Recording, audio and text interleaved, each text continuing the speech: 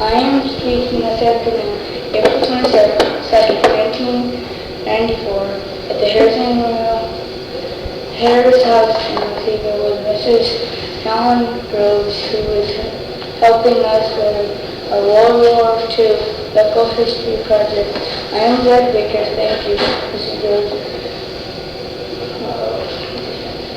When the war broke out, were you a student or were you through school? I was a student. I was about a 9th grader. Right over here at the school, all 12 grades plus kindergarten were housed in the one building. Did you serve in the military? No, I was not. Did any of your brothers or sisters serve? Yes, my older brother was in the service. Were you married to a serviceman? Not at the time. Later on, the young man I married was a serviceman, but we were not married at the time of the war. How was your life as a student affected by the war? Well, there were lots of changes. Probably the main thing was the fact that out of our class, all but 2 boys went in service. So when I graduated, there were about 20 girls and 2 boys left in the class, and one of them graduated early. So we ended up with 1 boy when we graduated. We had no interscholastic sports at all. We weren't allowed to go in buses to other towns, and we didn't have any boys to play the sports anyway, so the whole sports program was changed. We had a principal who was interested in military things, and he didn't have anybody to be soldiers for him except a bunch of us girls, and he had us marching around with wooden guns and hats, but we never did know exactly what we were doing that for, but just something to do, I guess. And we didn't have any dances or proms. Other classes had visited Washington, D.C. for their senior trips, and we weren't allowed to go to Washington. We did go to New York for a day or 2 for our senior trip. Did many of your classmates enlist? Yes. They weren't old enough to be drafted, but I would say out of the close to 20 boys that had started out in our class, all but 2 were in the service. Did some of your teachers leave to the service? Yes. Our gym teacher, Julian Ferris, our science teacher, Jim Sears, our school nurse went as an Army nurse. And I think those were the only ones of our teachers who went. What changes were there in your activities in school during the war? Oh, I guess I jumped the gun there and answered that question before. I brought a picture, or our yearbook, which we called the War Scrapbook. And everything had a military theme in it. You had the Signal Corps, and you can see all of the boys that went in the service. Most of those were from our class because they were just the right age. They could enlist, I think, when they were 16 or 17 in some of the services. But we didn't have anything very elaborate in the way of a yearbook. We had to put it together ourselves. But you see, everything was a military theme. Maneuvers, Signal Corps, I don't know what some of this signified. And here were the pictures of the teachers that went into service. So lots of things were different. What war efforts did you take part in? Selling war bonds, stationing, airplane spotting? Yes, I got in on all of those things, I guess. We, rationing, they had some of us students come in and help to pass out the coupons that people had in order to get sugar. You had to have coupons to get gas. All of these things were rationed, so you could only have a certain amount of it. You had coupons for shoes. You could only get 1 or 2 pairs of shoes a year. I can't remember other things. Maybe those were the main things. You had some little discs that you could use that about the size of a dime were some of the things that you could pass into the stores before you could get some of those items. Of course, everything was in short supply. If your refrigerator broke, forget it. You couldn't get a new refrigerator. They just weren't making things for civilians. Gas, I think, was probably the hardest thing. People had to try to get along with what they were allowed. What do you particularly... Can I interrupt you? I brought another picture here. This is where we did our airplane spotting. This house,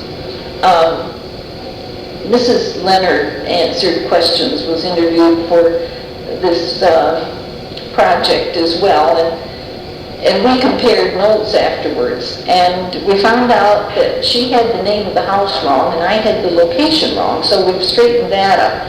This was known as the Lewis house, and it was where the firehouse is now, this great big mansion here. And if we said we would like to be airplane spotters, they had us go way up in this little cupola at the top of the house. We had it was about on the 3rd story, and we had to watch for airplanes. And anytime a plane went over, we had to list it, and then those papers were sent someplace where they checked to see if that plane was supposed to be in this area or not. So that's where the airplane spotters did their work. That was taken down probably in the late 1940s, that big house was. What do you particularly remember about the war years? Well, I remember lots of things about it. I remember being so worried before the war broke out, actually, that there was going to be a war. A lot of people said, oh, the United States would never get into a war, but many people in my family were afraid that it was going to happen, and they talked quite a bit about it. And we talked about the possibilities in school, but we kept hoping that it wouldn't happen.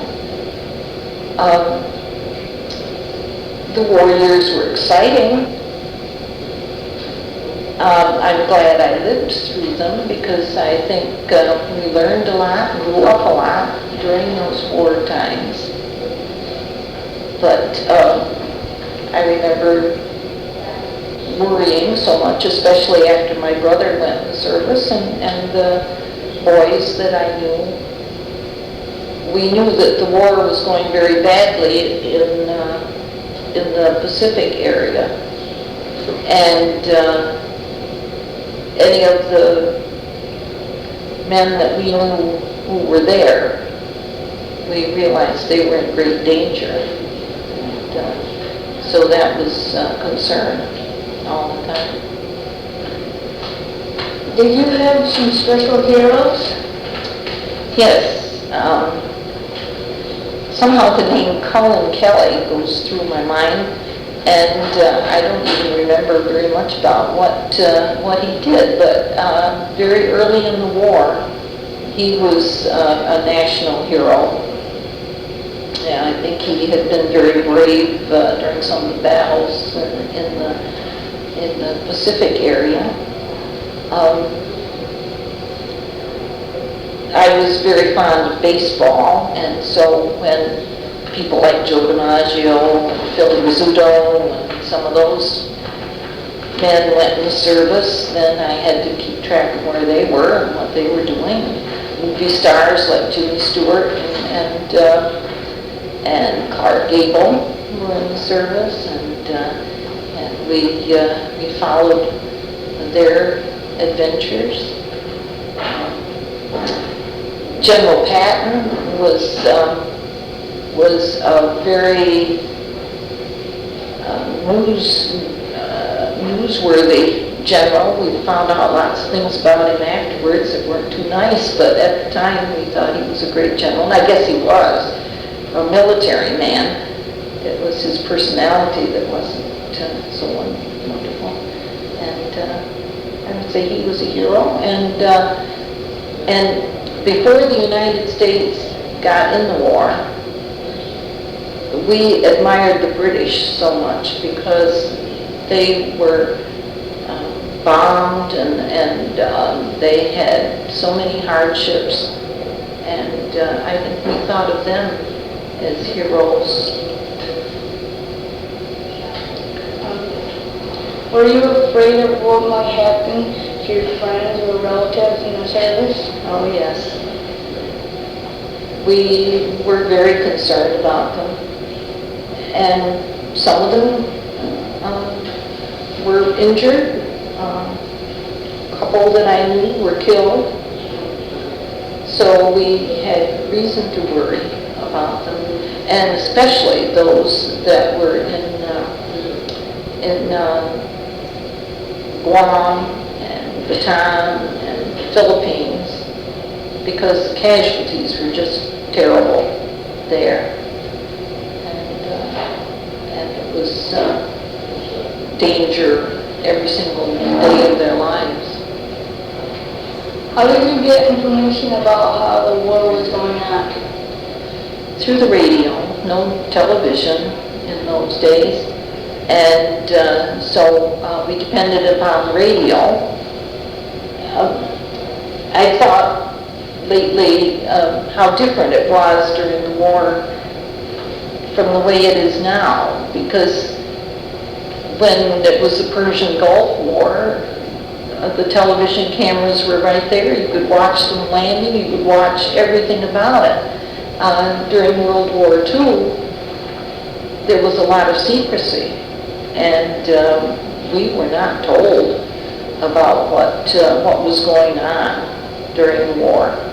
And sometimes there would be news blackouts, and when there were troop movements, there would be days when no information came through, and they protected the Army and other branches of the service that way by not having so much information. There was a saying, loose lips sink ships.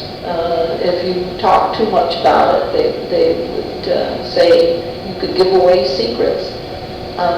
If we wrote to the servicemen, everything that we wrote had to go through the censor.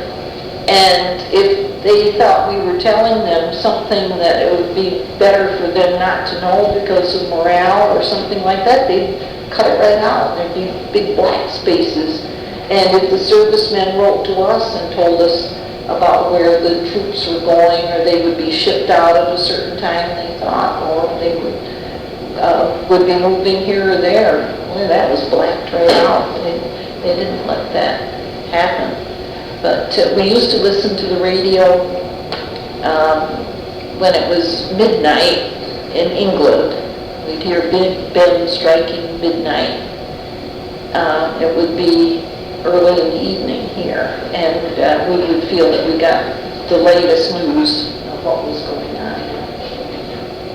What were some of the shortages that civilians had during the war? Well, we mentioned gas, sugar, rubber, leather, all of these things. Certain food supplies you didn't get because they couldn't, transportation was bad. Because the railroads and especially the railroads were busy transporting troops all over the United States, so they couldn't ship goods and things. Appliances, radios, any electrical appliances were in short supply. I wish I had some of my mother's recipes. She was very good at making things out of nothing. If she couldn't use sugar, she used maple syrup, she used honey. She had some awful good cooking recipes that were made without sugar and other ingredients.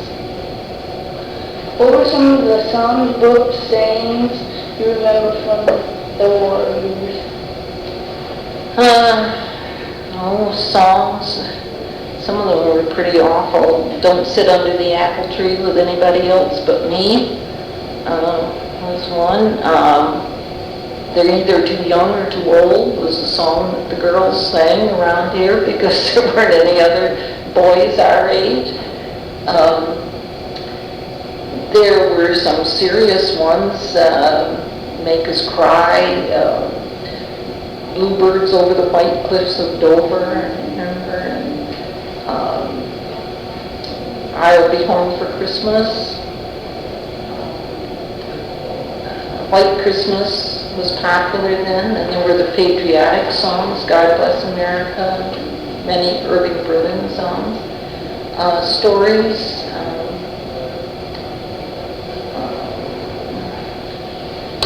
I can't really remember any of the books that Mrs. Miniver, and that was also made into a movie. That was about the British during the early part of the war. This Above All was another good story. But many of the stories about the war, of course, came out afterwards, and so they weren't things that we read right then. What were some sayings? Well, everybody would say things weren't going just right, and we couldn't get something or do something. We'd always say, well, there's a war on, you know. And that was supposed to excuse everything. What is your memory of President Roosevelt? This was Republican territory. President Roosevelt was not popular around here, but my family had some Democrats in it, and they always spoke very highly of President Roosevelt. And people said very uncomplimentary things about him. And Mrs. Roosevelt, they came in for some pretty bad publicity sometimes, but I always admired him very much. I think one of the things that was most interesting to me about President Roosevelt, if he had lived to finish out his last term, he would have been president from the time I started first grade until I graduated from college. That would have been, I would have never known another president in that whole time. Of course, he died when I was in my first year of college, but he was elected to serve all that time. But that would have been 12 years. But I never knew until after he died that he couldn't walk. He had had polio when he was a young man, and I don't think the public in general knew that that man was confined to a wheelchair. When we saw him in newsreels or in pictures, he would be standing, and somebody would be standing with him. We didn't realize that he had to have help to be able to stand alone. But somehow, the publicity never got out that he was not able to stand. I admired him. He worked right up until his last days almost as the commander-in-chief of the Army, and I thought he was a very great president. Where were you when the war ended? I was in school, in college, in Oneonta, and that was when it was was VE Day, which was victory in Europe, and by the time it was VJ Day, it was in vacation. I happened to be in Rochester, New York, when World War II in Japan ended.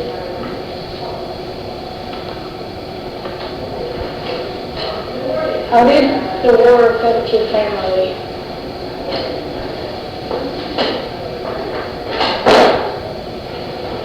Well, we were a farm family, and farm prices were high. Actually, my mother and father, probably for the first time in their lives, made a little money, but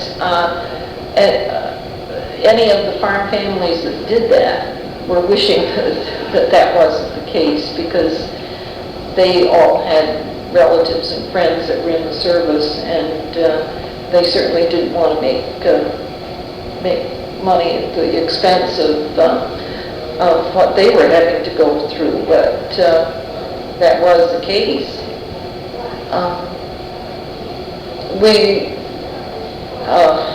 I had a brother in the service, and so there was always fear that he would be hurt, and actually he was when he was in Germany. We had to put up with the shortages the same as everybody else. My father was on the farm all by himself, so the fact that my brothers weren't able to be there didn't bother him. For some farmers, when their sons all went in service, then they sometimes had to give up their farms, but it didn't affect my family that way.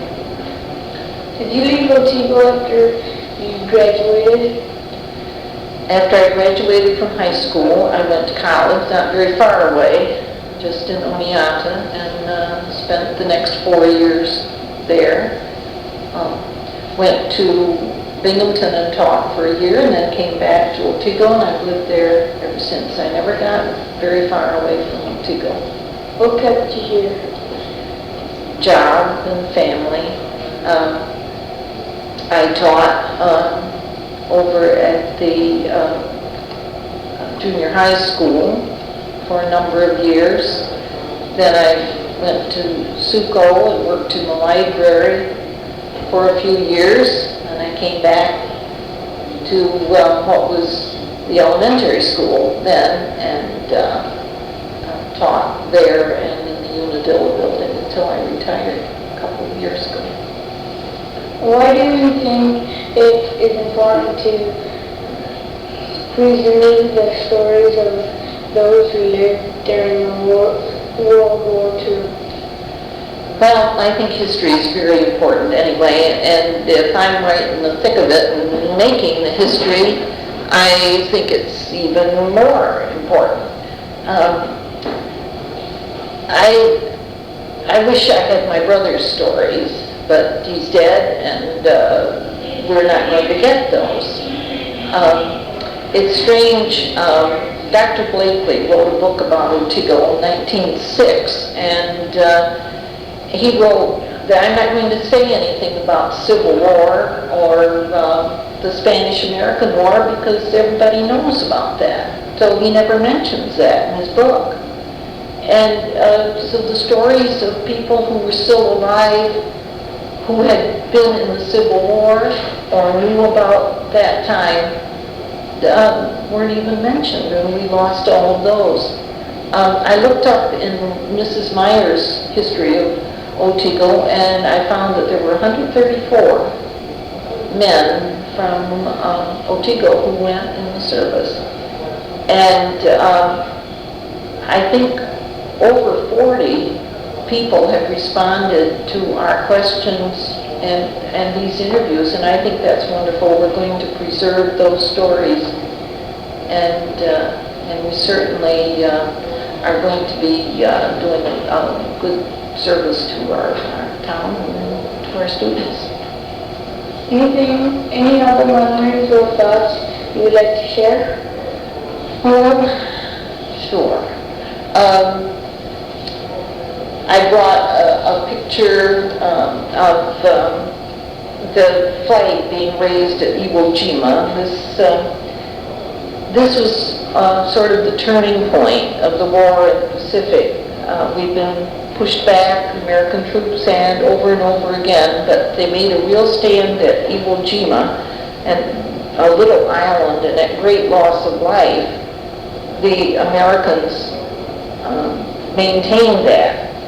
And a friend of mine was there, and he wrote me a letter saying it was so exciting to watch the colors being raised at Iwo Jima, and I certainly wish I had that letter. I didn't save it. We don't save things that we ought to, but it would be great to have that. I didn't know it was going to become one of the most famous pictures of World War II, but that's something I remember. Another thing is I'd like to do a little bit more study about this and see what happened. The American troops in World War II were greeted as heroes wherever they went. I've been told that when they even went into Germany, and Germany was the enemy, but the people cheered them when they came because they wanted the war to be over too, and everybody looked up to the American soldiers. Yet it wasn't long before there were signs up saying, "Yankee, go home." Somewhere within a few years after World War II, the prestige of the United States went down, so that we weren't the heroes all over the world as we were then. There was such a pride in American servicemen, and that was lost. And certainly by the time we got to the Vietnam War, some of the boys were even ashamed to have been in the war, and there was such a protest against it. But World War II, the country was united, and everybody thought it was the right thing to be in that war, and that certainly changed. I think that's one of the differences that there are now.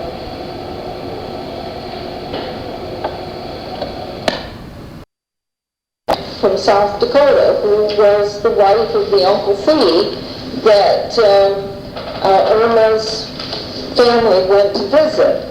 One date of December 21st, 1893 states that she and the children arrived safely on the 6th, and Mr. Knapp and Richard got there on the 9th.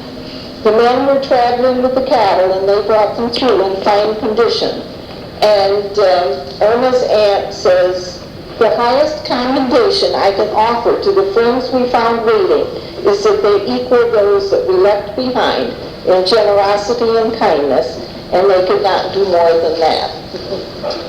Now this talk is a review of the 3 scrapbooks which were given to the Society by Russell Southard, who is here tonight, and were known in his family as the Butter Books. These came down to him from his great-grandfather, David Waite, and we have a picture of David Waite here with his brother Charles Wade. David is the one on the right, as you're looking at him.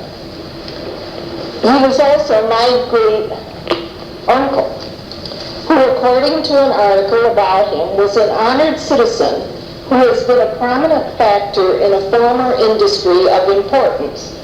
I'm going to tell you a little something about what's written about Uncle David here in this article. He was an honored citizen who has been a prominent factor in a former industry of importance. That industry was the buying and selling of butter, which he engaged in until the creameries killed the business. These scrapbooks were kept by his daughter, Carrie Southard, and clippings were pasted over Uncle David's account books. Therefore, these are the butter books. I would often quote from these clippings, but I'm not going to say quote unquote every time because I think that gets quite tiresome, but I think you'll be able to see when I'm quoting directly from these. And once in a while there is a certain statement that I want to make, and so I will indicate that. Now this business was in its day quite important. In 1865, he started going to New York City and personally marketing the product of 4 dairies. He sold the butter at 53 cents a pound, and it says in 1 year his earnings were over $100,000. He was, in the article, characterized as a shrewd and careful buyer, and with profits like that, you're going to have to believe it. He had to take the butter to deposit to be shipped, since there were no railroad accommodations in Otego at the time. The piece also mentions some of his earlier dealings, such as the lumber industry. He rafted logs down the Susquehanna to the Tidewater region and then made the 300-mile return trip on foot. Also mentioned is that he held several village offices, school trustee, poor master, village president, filling all with distinction. But other clippings in the book give a different picture of his term as president. In one place, they are offering a reward to anyone who can find anything good that the president did for the village. The writer of most of the articles in these books was V.S. Fuller, who was the editor of the Rural Times. His daughter, Mrs. Pauline Hovermeyer, gave a delightful talk to the Historical Society a number of years ago, and we have a copy of that talk. Nearly all of Pop Fuller's numerous children entered the printing business. His daughter, Georgia Connor, started out as a printer's devil, then, of course, became Otego's town clerk, and she served in that for 62 years. His granddaughter is Mrs. Audrey Martin, who has the exhibit of banks in the library. A very poignant piece in the book is Mr. Fuller's account of his wife's sudden death, perhaps from appendicitis. The clippings generally were from the 1890s through 1912, although there is one poem dated 1844, and the announcement of my grandparents' wedding is there, and that was in 1875. On the other hand, there are included lists of World War II servicemen. Thankfully, in many cases, the dates are handwritten in the margin. There's so much here that I could go on all night, but I tried to select some topics which might be of interest to you personally and to you as members of the Otego Historical Society. On a personal note, there were many references to my ancestors because of the Waite-Secor connection. But there was mention of some other families who are represented here tonight. In the account of the wedding of William Emerson and Myrtle Andrews in 1911, it says their attendants were Wilmer Harris and May Truman. We'll mention the Harris family a few more times. That may make you uneasy, Evan. There is the obituary of Rhoda Went Sheldon. She's right up here, but she was the wife of Timothy Sheldon and Charles's great-grandmother. And then the death of James Martindale, son of Isaac Martindale, is mentioned. Did you know Isaac and James Martindale? Well, you'll have to look it up in here and see if they're relatives. This would be examples of two of my categories, weddings and other social events, and obituaries, and these by far made up most of the number of clippings. Much information can be gained from these detailed accounts. For the weddings, not only the parents and the wedding party were listed, but often also the guests and the gifts that they brought. For example, when Laverne Keyes married Emily Day, our Day presented the happy couple with a $100 check drawn on the First National Bank of Oneonta. Says that in there. Mr. and Mrs. O'Brien gave a silver odor casket, and Miss E. Beach gave a hand-painted toilet cushion. Those of us who have heard about Cordelia Day's buying habits would not be surprised to learn that her gift to her sister was a shopping bag. An example of a social event of importance was a musical affair at which Jenny Birdsell played the piano, Helen Burdick was a vocalist, and Daisy Harris played the violin. In any references, Miss Harris was always referred to as Daisy, not Daza. Well, I think her name was Daisy, wasn't it? And she wanted it a more fancy, so she kind of... I don't know, my mother's name was Charlotte, but she always wrote it Lotta, and she was called Lottie by everybody. I don't know anybody that didn't call her Lottie, and yet she always spelled it Lotta. I wanted to mention that not all the weddings were as auspicious as the one that I mentioned before. A young man who worked for Burdett Grover went to Walton to marry a young lady who worked for Dan Hunkerford, a tenant on the Blakely farm. When the time of the wedding arrived, the groom was in no condition to enter a contract of that kind. These are things that were said right in the article. And he collapsed on the street. He was physically carried off to jail and was fined $10 or 10 days in jail, and he accepted the days. Although he maintained that he was not intoxicated but had been drugged, and he had had $3 stolen from him. The writer of the piece says that he had been celebrating the 4th. Another entertainment was held at the Methodist Church, and it was noted that the harmonica was played extremely well by little Stuart Foote. I asked Stuart, now 90, about this, and he remembered it. He said they did Charlie's Aunt, and when I checked later, I found that he had remembered this exactly. The obituaries are particularly informative, usually giving parents, place of birth, siblings, the deceased profession, and other biographical notes, as well as the cause of death, such as that of a lady who bled to death after having her teeth pulled, and another who took laudanum, detailing her last hours and words. Other helpful information for our historical records are the names of the churches and the ministers who officiated at the services, and sometimes the time and circumstances of the deceased conversion. I thought you might be interested in the life and death of William Birdsell, since we have his picture here. William Birdsell over here in that fancy frame, and I think this is William Birdsell also. He commenced life in the business world at the age of 15 years when he accepted the position of a clerk in a store in Binghamton. By reason of integrity, industry, and business capabilities, he was selected as a partner in the lumbering business in Elmira. He remained there until 1840 when he went to Albany, still in the lumbering business. He was there 30 years, moving then to Columbus, Ohio, and was very successful until a fire destroyed all the lumber there. Mr. Birdsell, who was visiting his family in Otego at the time of the fire, rushed to Michigan and purchased large tracts of timber and shipped into Cleveland the first cargo of lumber from that section, opening up an industry which has been of great importance to the Middle West.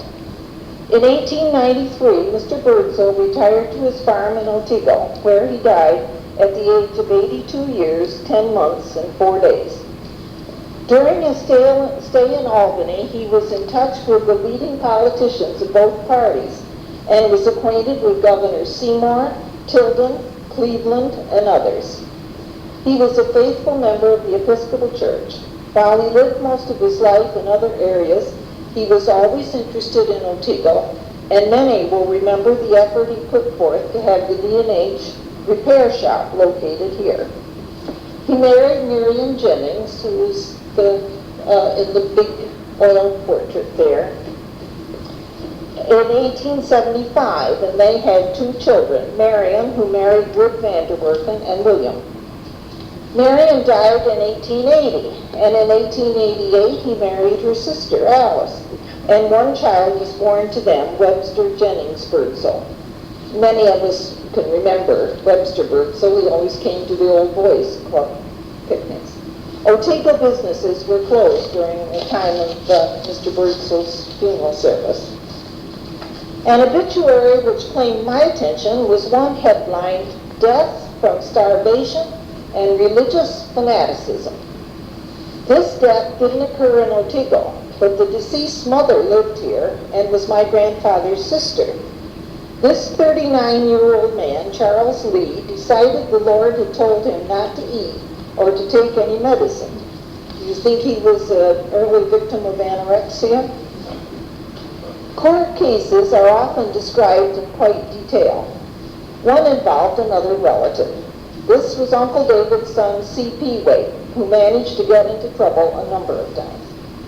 He and Arthur Gates came to blows over moving some lead pipe out of the path of Charles's wagon out back of Morell's hardware store. Charles was found to be guilty, although he made a good defense in a column entitled Wade's Version of the Scrap. A later clipping says he was fined $25 or 25 days in jail. But there was a handwritten note beside it which says, "Did not pay." And another clipping admits that no jail time was imposed. A notice without details says that in litigation between my grandfather and the Day sisters, he was awarded damages of $18. One other case involved a man who voted in Unadilla, then came to Otego and voted again. There was a jury trial, and the culprit was sentenced to prison for 2 years, and he was taken off and had to serve. The editor took exception to the decision and said it was an example of the poor man's justice. The man accused was so under the influence of liquor at the time of the second vote he didn't know what he was doing, and was induced to commit this offense by the electioneering parties, who knew that he had already voted. The only regret, says the writer, is that C.T., I won't say his name, should be punished instead of his persuaders. Some of the things that I had to leave out were stories about rather extensive trips that were taken by Otego citizens. I was amazed. Some of them went to Africa. There were trips to California, around South America. There were trips to Florida, and some people wrote reminiscences of Otego, and these were very, very interesting. There are accounts of houses that burned, accidents involving trains and runaway horses. There are far too many obituaries of children. There are a surprising number of suicides. There are interesting advertisements, such as a dentist in Wells Bridge who offered to teach you how to fill your own teeth. Ira Bonesetter Sweet arrived in town from South Edmonston and was kept busy in the relief of suffering humanity. He set the arm of Irving Wood. He set the hip of Ansel Bennett of Mill Creek and the foot of the daughter of Amos Olds of Franklin, who could then walk after not being able to for 3 years. Mr. Sweet was subsequently arrested for his activities on complaint of the Otsego County Medical Society. There is a puzzling letter from Squire Finch, who wrote, "New York City has its Chauncey Depew, witty or wise as the occasion demands, who an envious Democratic politician once characterized as the most brilliant liar in New York.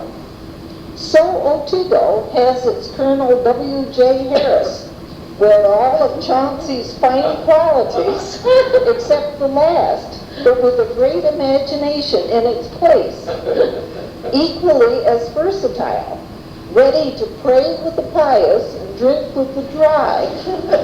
What would we do without our J? Now, I think we're talking about this guy right here. This goes on with a lengthy account of Colonel Harris leading a black heifer up and down our creeks, marching up to a granger and offering to sell the heifer at an impossible price. Al Fowler, he says, finally bought the heifer using all the money he had saved up for foreign missions. This all apparently had something to do with the political campaign of Governor Flower. There are gossip columns to read, supposedly written by the cat, who could get around to spy on Otego citizens. Here was a typical item. The dutiful cat has encountered events this past week that caused its fur to rise on end. The other evening, two fond lovers were spied strolling the streets, and the cat dropped in the line of march. Presently, the home of an ex-mayor, I expect that was Uncle David here because he didn't like him, was reached, and when the door opened, the cat slipped in unobserved. In peaceful slumber was a mighty ex-official, and the lovers hide themselves into the parlor. And there follows an account of an incident which probably made some sense at the time, but doesn't too much now. Another note. The cat, after an arduous duty all day Thursday, taking cognizance of events, passed a sleepless night in the vicinity of the Baptist church, in order that no matters of importance might escape his notice. Legal papers had been placed in the hands of a recently elected officer that evening, which were to be presented to a citizen who had just returned after many days' absence, the outcome of which was of much speculation. And it goes on and on with much innuendo. I understand that many prominent citizens were embarrassed by the cat's comments. I thought you might be interested in something which might appear to be a scandal or two, so here they are. One involved, who else but our relative Charles P. Wade. Charles was married to a woman by the name of Zena, and they had one child.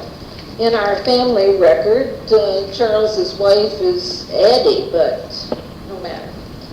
One day, while Charles was away attending to his undertaking business, his wife left him, taking the child.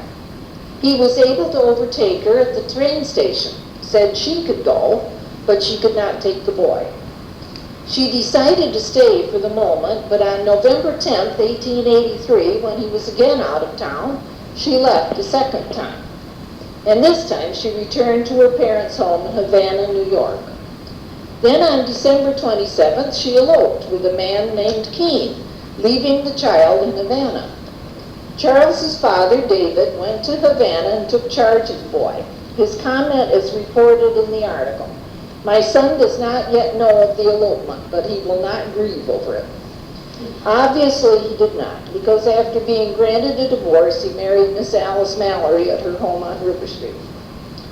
Perhaps not exactly a scandal, but an event of great interest and mystery was the disappearance of a 16-year-old girl named Nellie Brown, also known as Nellie Boyle. She made her home with her step-grandmother, Mrs. Frank Shepherd, at Shepherd's Corners. At about 6 o'clock on January 7th, 1892, she left the house, saying she was going to call on her friend Mary Burdick. She never arrived there, and when a thorough search was made the next day, tracks were found in the snow leading to the river. They were followed out upon the ice where they disappeared. Her grandmother, however, found a note in the girl's room which said in part, "I am going to the South with a maiden lady with a small fortune. I have made you lots of trouble, but I want to be independent, and there's nothing for me to do in such a small place as this. Forget me. Goodbye. You will never see me again. Nellie." Some still thought Nellie had thrown herself in the river, but others speculated that she may have gone to Owego, where her mother, who did not bear a good reputation, lived. It was further reported that Nellie was something of an heiress. Someone's will left a $1,000 bond drawn on the town of Otego at 7% interest and was payable to Nellie at age 20. If she died before age 20, the money would be divided between the two other grandchildren in Michigan. A $100 reward for the recovery of the body if dead or positive information if living was offered by Frank and Jenny Shepard. Now this scrapbook is one that was given to me by Fred Shepard, and this has, I suppose there's some connection between Fred Shepard and the Shepards mentioned in the story, and this is a picture of Nellie Brown, and I'm not sure if that's the one that's where the reward was offered or not, but there is her picture. According to the Binghamton Herald, on January 16th, John Simmons of Vestal saw a couple on the train, a girl fitting the description of the brown girl perfectly, and her companion, a man of dark complexion and full beard who appeared to be a commercial traveler. The girl seemed nervous and was heard to say something about running away from school. Mr. Simmons is positive that it was Nellie. There were no other printed articles, but a handwritten note beside one clipping says, "Found in the Susquehanna, April 18, 1892. There were so many other things that I wanted to share, but time was going to run out. I'd like to mention one more, which is certainly important to Otego. When we interviewed people about their early recollections of Otego for the 1976 booklet, one of the major memories was the fire on River Street in 1932. An earlier major fire had occurred in 1877, and it was recalled in this book on its 25th anniversary. This fire started in the old Otego house and burned with such fierceness and rapidity that it seemed the whole of the business portion of the town was doomed to destruction.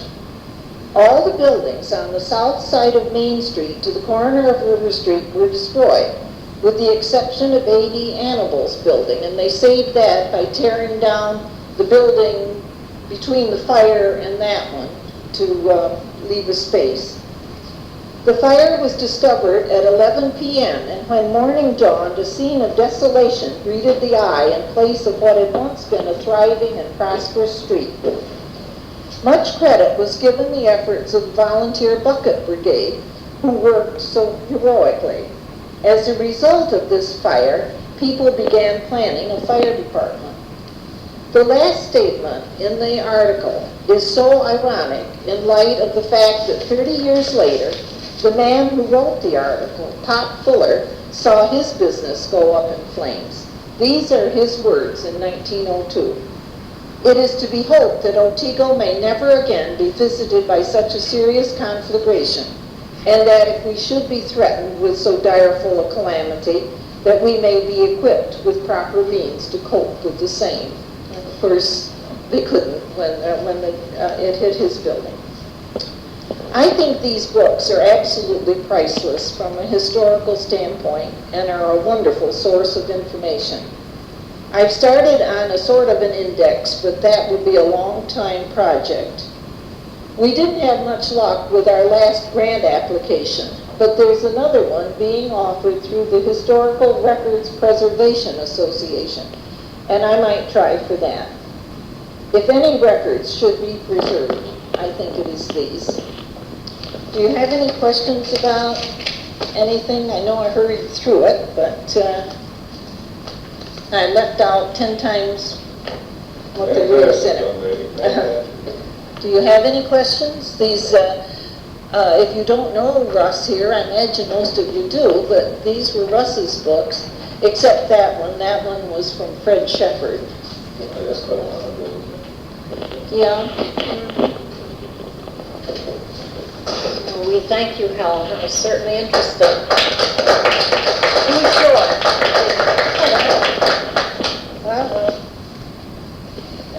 How do you keep these now? I mean, you just Well, put them in the safe? I know nothing about this. They should be kept where they don't dry out or get, and the more they're handled, of course, you can see I hurt them by handling them so much, but I can't leave them alone, so I get into them all the time. I imagine Somebody can't look at them. what they would do would put them on microfilm if we did get some money to take care of them. I'm sure they would put them on microfilm. They could be in the file, they are important. They would be to go in maintained there, at and a proper humidity. Fireproof, and it's also. Yeah, I think that's where they should be The kept. safe is not got the right humidity or something. Well, we do thank you for. No, I think Russ. Well, I'd like to about the village of Otego in town. Trouble is, we keep these things in our homes, and we put them away, and then someday our kids go through and they say, well, what's this old stuff, and throw it out. So I think it's nice when people do give them to the Historical Society. We know they do, they are kept in historical record, so. She's not right now. See this way. Not too many people. Come up with something like this. A lot better than somebody just. Right. There are two or three wonderful things that would make another program for another year with, Seth Rowley wrote his reminiscences of Otego, all up and down the Susquehanna, actually, and there were two or three who had moved away, who wrote back and said what they remembered about Otego. Sounds like a good project for you. Here's Bear Town. Since you have nothing else to do. Well, if we have nothing more, we'll look to Margaret for refreshments.